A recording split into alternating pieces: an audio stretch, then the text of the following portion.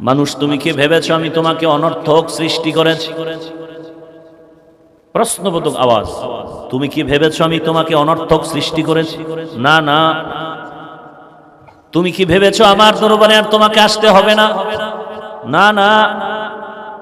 তুমি আর কিসের বাহাদুর?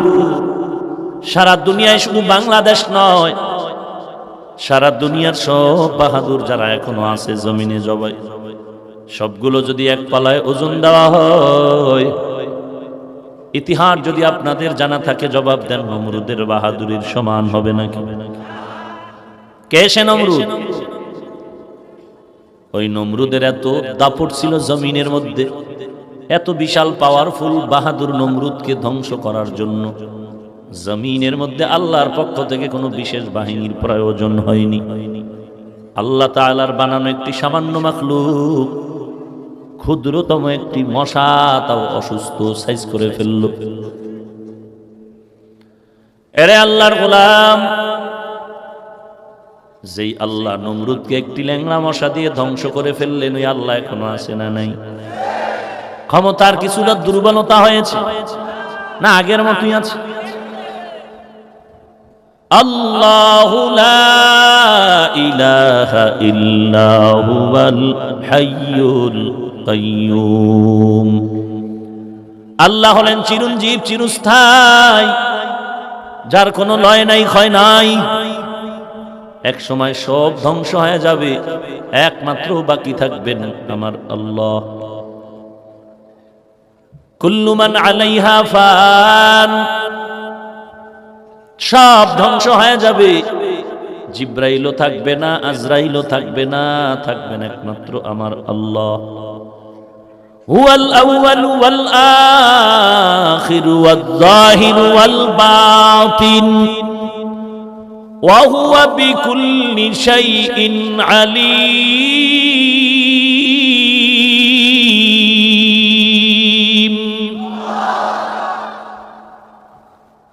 আল্লাহ আগেও এখনো সামনেও আল্লাহ, আউয়ালে আখিরে জাহিরে বাতিনে আমার আল্লাহ আছেন, থাকবেন, কোনো সময় বিলুপ্ত।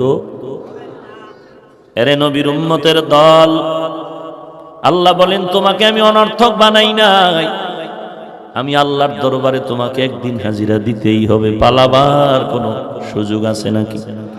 আরো জোরে বলেন। মরণ থেকে যতই পালাও, মরণ তোমায় নিবে ঘিরি, যদিও সুদূর আকাশ পানে লুকাও সেথায় লাগিয়ে সিঁড়ি।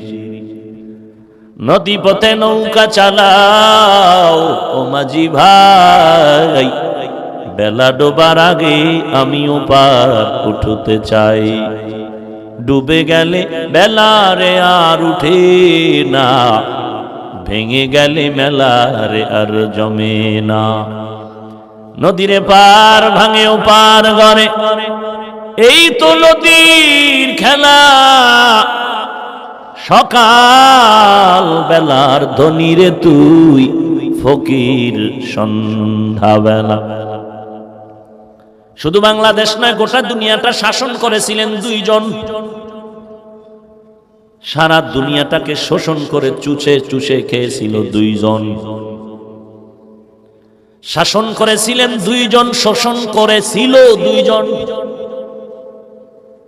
শাসন হয় ইনসাফের মাধ্যমে, শোষণ হয় জুলুম করার মাধ্যমে। রেজাল্ট কি পেলাম?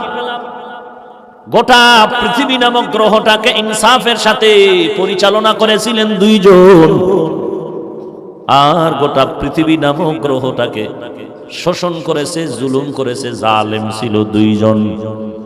একজন বুখতে নসর, আর একজন হলো নমরুদ, কেউ লিখেছেন সাদ্দাত। মুসলমান শাসক দুজন, পয়গম্বর সুলাইমান আর একজন বাদশা জুলকারনাইন।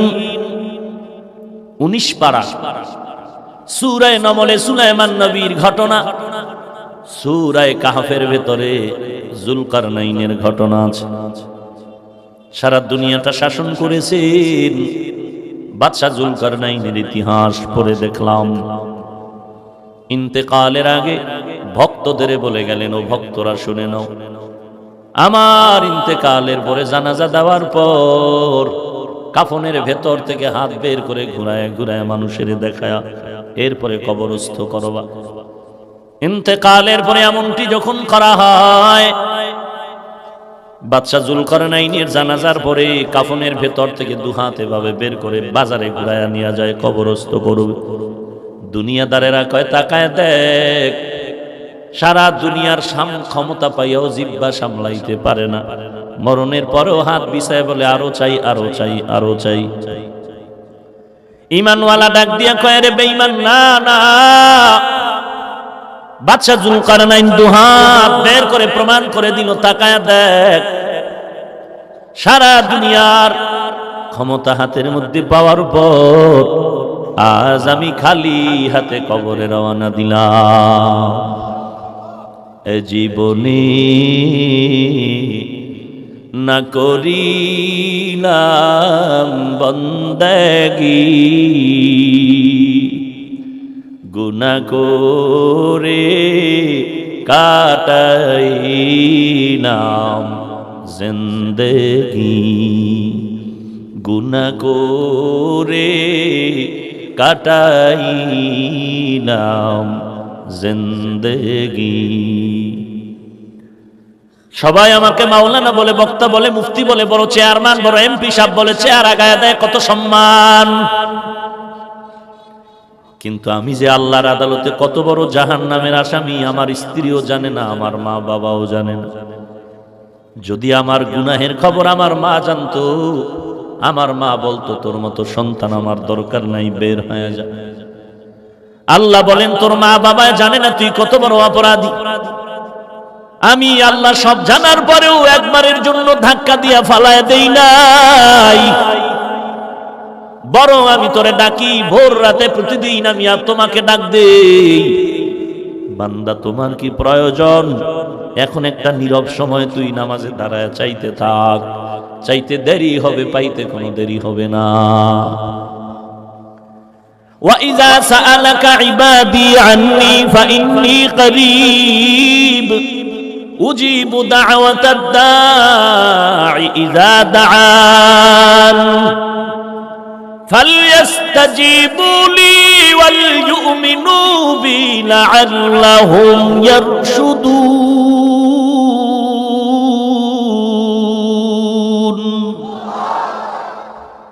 বান্দা চাইতে দেরি হবে, পাইতে কোনো দেরি নাই। যারা চেয়েছেন তারা পেয়েছেন, তুমি চাইলেও পাইলা না, কারণ কি তোমার চাওয়াটা চাওয়ার মতো হয়নি। তুমি এমন একটা জবান দিয়া চাও যেই জবানের ভেতরে তোমার আল্লাহর নামের জিকির নাই, কোরআনের তেলাওয়াত নাই। তুমি এমন চোখ দিয়া চাও যে চোখে পানি নাই। চাওয়ার জন্য জবানকে পবিত্র করে নাও, বাহাদুরি ছেড়ে দাও, পালানোর কোনো সুযোগ নাই। গত বছর এই তো একটু আগেই বললাম, স্টেজে নগদ 1 লক্ষ টাকা দিল, 2 লক্ষ টাকা পরে দিবেন দিবেন বলে বিদায়, আর দেখাও হলো না। স্টেজ আজকে তিনি নাই। এরকম গত বছর এই প্যান্ডেলে বয়ান চলছিল, কত আল্লাহর বান্দারা ছিল, আজকে মানুষ ভরপুর, তবে অনেক গত বছরের বান্দারা নাই। আগামী বছর প্রোগ্রাম চলবে, জানি না আল্লাহর আদালত থেকে কে বিয়োগ হয়ে যাবে। দুনিয়াটা কিছুই না রে ভাই। আল্লাহ বলেন আমি অনর্থক বানাই নাই। কেন? মানুষ বানানোর কারণ কি? দুনিয়াতে যে যাই মনে করো বানানেওয়ালাকে। হিন্দু তুমি 33 কোটি দেবদেবীর পূজা করো, খবরদার তোরে কোনো দেবদেবী বানায় নাই, মনসা দেবী বানায় নাই, তোদের বানানেওয়ালা একজন, আমি আল্লাহ। খ্রিস্ট ধর্মের লোকেরা ঈসা নবীর গুরু মানো, যতই গুরু গুরু বলো, ঈসা নবী তোদের বানায় নাই, বানানেওয়ালাকে। ইহুদির গোষ্ঠী মুসা নবীর যদিও তোমরা নবী বলে তোমাদের আপন মনে করো, তোমাদের মূল, কিন্তু মুসা নবী তোমাদের বানায় নাই, বানানেওয়ালা আল্লাহ। এই বৌদ্ধ ধর্মের লোকেরা মনে করো তোদের গুরু ঠাকুর গৌতম বুদ্ধ, তিনি তোদের বানায় নাই, গৌতম বুদ্ধেরও বানাইছেন আল্লাহ। অতএব আমি আল্লাহ হলাম তোমাদের খালেক। সব বানানেওয়ালা একজন, কি নাম? আরো জোরে বলেন, ওই আল্লাহ কতজন? আরো জোরে বলেন। আল্লাহ যাহা কিছু বানাইলেন এর মধ্যে জিন আসেনি, ফেরেশতা, মানুষ। বলুন তো জিন কিসের তৈরি? কথা বল না কেন? ফেরেশতা, মানুষ। ফেরেশতা নূরের তৈরি, জিন হলো আগুনের তৈরি, মানুষ হলো মাটির। মিনহা খালাকনাকুম ওয়া ফিহা নুঈদুকুম ওয়া মিনহা নুখরিজুকুম তারাতান উখরা। বলুন তো এই জাতির মধ্যে শ্রেষ্ঠ কারা? আরো আস্তে করে বলেন। মানুষ কিসের তৈরি? ফেরেশতারা দামি না? জিনেরা শ্রেষ্ঠ না? কারা শ্রেষ্ঠ? বলুন এই শ্রেষ্ঠত্ব দান করেছেন কে? আসলেই সবাই একমত, মানুষের থেকে শ্রেষ্ঠ কেউ নাই। জিন, ফেরেশতা, কারা? শ্রেষ্ঠত্ব দান করেছেন কে? যে আল্লাহ মানুষকে শ্রেষ্ঠত্ব দান করলেন, ওই আল্লাহ শ্রেষ্ঠত্ব দান করার ক্ষেত্রে কারো পরামর্শ নিয়েছেন না এককভাবেই? রিজিক দেন কে? কয়েকদিন, সব সময় আংশিক না পরিপূর্ণ? তাহলে মাজারে চাও কেন? কবরে চাও কেন? বান্দার কাছে চাও কেন? পীর সাহেবের দরবারে যায় ধনী হইতে, কেমন ছাগল? ধনী কে? আচ্ছা বলো তো, আমার নবীর থেকে দামি খাজা মাইনুদ্দিন, বড় পীর সাহেব, মাইজভান্ডার, চরমনাই, উজানি, এক কথায় বলো তো নবীর থেকে শ্রেষ্ঠ কেউ আছে? কথা বলেন। কোন পীরও নাই। সেই নবী যার কোনো গুনাহ নাই, ওই নবীও যদি কোনো প্রয়োজন হতো আমার আল্লাহর দরবারে সে নবীও চাইতেন। আমার মায়ার নবী যদি আল্লাহর কাছে চাইতে পারেন, বলো তুমি আল্লাহর কাছে কেন চাইতে লজ্জা করো? আল্লাহকে কি পছন্দ হয় না, নাকি আল্লাহ দেওয়ার ক্ষমতা রাখেন না? কোন সমস্যায় চাও না? যদি বলো আল্লাহ দিতে পারে না, সেটাও তুমি স্পষ্ট করে বলো। আর যদি বলো না পারেন, চাই না কেন, বলে পছন্দ হয় না। এমন কোন বেঈমান যদি বলো আল্লাহ পছন্দ হয় না, তাহলে দ্রুত গতিতে আল্লাহর বানানো জমিন থেকে পালায় যা। পালাতে পারবি? পারবি?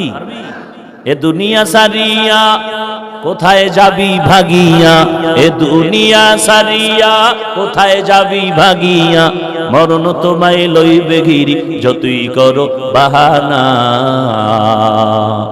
মরণ তোমায় লইবে ঘিরি যতই করো বাহানা। চিন্তা করে দেখো না কবরে কি যাইবা না, যেই কবরে আল্লাহ সারা বন্ধু কেহ থাকবে না, যেই কবরে আল্লাহ সারা বন্ধু কেহ থাকবে না। চিন্তা করে দেখো না কবরে কি যাইবা না, চিন্তা করে দেখো না কবরে কি যাইবা না। এরে আল্লাহর গোলাম, বানানেওয়ালা আল্লাহ একজন, তাও সবাই স্বীকার করলেন। সৃষ্টির শ্রেষ্ঠ মানুষ জাতি, তাও আপনারা স্বীকার করলেন। রিজিক দেনেওয়ালা আল্লাহ, তাও আপনারা স্বীকার করলেন। কেমন রিজিক দেনেওয়ালা আমার আল্লাহ? বলে দুনিয়ার মানুষও বলে দিব দিব, আসো দরজা খোলা। কিন্তু যখন গিয়া দেখবেন দরজায় তালা লাগছে, কি ব্যাপার? সারে ঘুমায়, আজ হবে না, কাল আসো। দুনিয়াওয়ালার নিজের পেট ভরে না, অন্যের পেট ভরবে কিভাবে? প্রশ্নই ওঠে না। দুনিয়াওয়ালারা দিব দিব বলে মাঝে মাঝে দরজা খোলে, আবার খোলে না। দিতে গিয়াও মন মতো দেয় না, মুখ চিনি চিনি দেয়। আল্লাহ বলেন আমি এমন দেনেওয়ালা, দুনিয়াওয়ালাদের কাছে গেলে বেজার হয়, আমি আল্লাহর দরবারে না চাইলে বেজার হয়ে যাই। দুনিয়ার ফকিন্নিরা বেজার হয় কেন? চাইলে বলে আর নিজের মন ভরে না, অন্যকে দিবে কি করে, এই জন্য বেজার। আমি আল্লাহর কোনো অভাব নাই, আমি আল্লাহ দেওয়ার জন্য প্রস্তুত। আমার দরজা এক টাইম খুলবে আর এক টাইম খুলবে না, এমন কোন টাইম মেনটেনেন্স করা হয় না। বান্দা তুই রাতের বেলা চাইলেও দরজা খোলা, দিনের বেলা চাইলেও দরজা খোলা। নদীর মধ্যে গিয়া যদি আল্লাহ কয়া ডাক দাও, সেখানেও হাজির। ঘরের অন্ধকারেও যদি আমার আল্লাহর দরবারে চাও, আল্লাহর দরজা খোলা আছে। কখনো দরজা বন্ধ নাই। একটু তাকায় দেখ, সমুদ্রের ভেতরে নীল তিমি আছে, এক একটা নীল তিমি দৈনিক তার খানার লিস্টি হলো 1000 কেজি চিংড়ি মাছ। একটা নীল তিমি না, শত শত নীল তিমি খায়া পড়ে আরামেই আছে।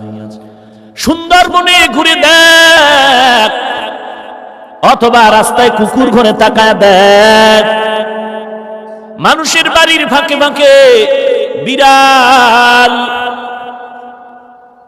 একটা গরু, একটা কুকুর, একটা বিড়াল না খায় কেউ মরে যায় নাই। এদেরও রিজিক দিচ্ছেন আমার আল্লাহ। জঙ্গলের একটা প্রাণীও না খায় মরে গেল না। সকালবেলা ডানা মেলে পাখিটা খোলা আকাশে উড়া শুরু হয়, সন্ধ্যাবেলা ওই পাখি নিজের পেট ভরে বাচ্চার খানা নিয়ে বাসায় হাজির হয়ে যায়। ওরা না খায় মরে না। বনি আদম কেন না খায়? দুকে দুকে বটগাছ তলা বয়া সার্টিফিকেট নিয়ে কান্না করে। ওরা কেন না খায় মরে না? আমরা কেন খানায় কষ্ট পাই? অথচ ওদের থেকে মানুষ বড় দামি। এই দামি মানুষ কেন এত কষ্ট করে খানার জন্য? একমাত্র কারণ ওদেরকে যেই ডিউটির জন্য আল্লাহ বানাইছে ওই ডিউটি ওরা ঠিক মতো পালন করে, গাদ্দারি করে না। আর মানুষ বড় গাদ্দারি করতেছে।